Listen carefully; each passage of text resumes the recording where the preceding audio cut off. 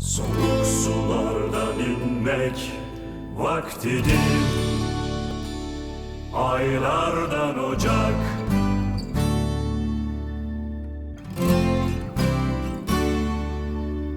hatta kuma gömmek bedeninizi. Dev kuşlara inat,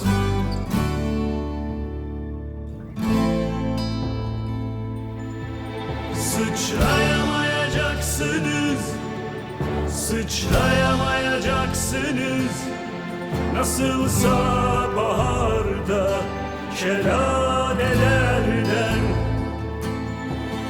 tutunamayacaksınız, tutunamayacaksınız. Bir balıkçının oltasına kıvranarak aldıklarından fazla verdi kaç bin yıldır.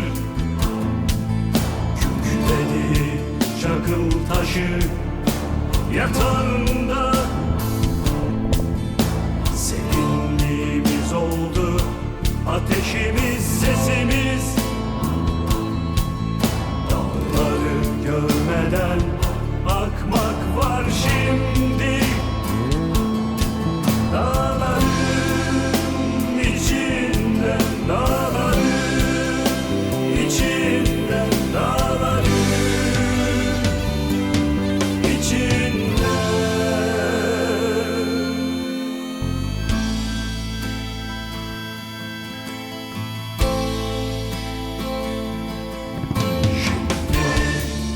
Eller yukarı, Onlar en hızlı oyunlarını oynuyorlar. ölü balıkları toplayalım. Çift ayak.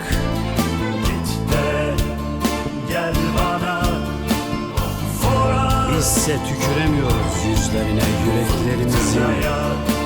ağıtlarımızı yakalım.